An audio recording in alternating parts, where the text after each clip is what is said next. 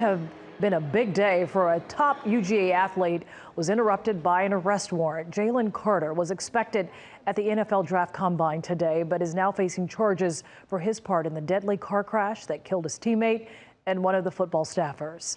Police say Carter was racing against them before the crash, and brand new 911 calls appear to place him at the scene. Atlanta News First, Tori Cooper. She joins us live from Athens. And Tori, Carter is expected to turn himself in to police at any moment.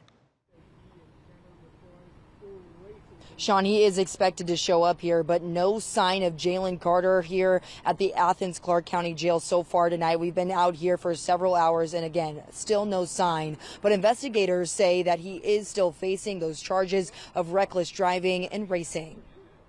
New surveillance video from downtown Athens shows what appears to be a black Jeep and about 3 other cars accelerating through the intersection of Clayton and Jackson Streets in downtown Athens on January 15th.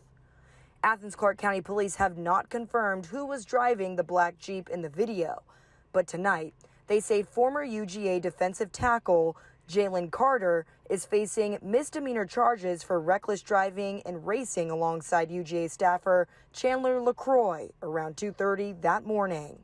Police say Carter was in his Jeep and LaCroix was in UGA's Ford Expedition. Police say both cars were switching lanes, driving against traffic at times, and driving at high speeds.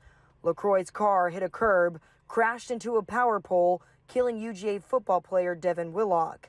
LaCroix died at the hospital. Hey, JP!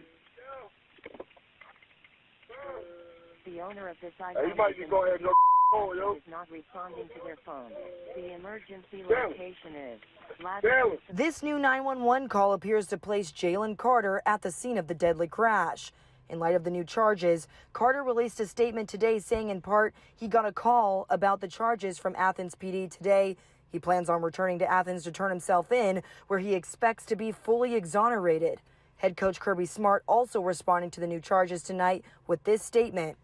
Quote, "The charges announced today are deeply concerning, especially as we still are struggling to cope with the devastating loss of 2 beloved members of our community," end quote. Now, police still have not confirmed who that 911 caller was, and they have not confirmed whether that was Jalen driving the black Jeep that was caught on camera. We will continue to follow this and keep you updated as soon as we learn whether or not he is here turning himself in the next coming hours. Reporting live from Athens, I'm Tori Cooper, Atlanta News First. Thank you, Tori.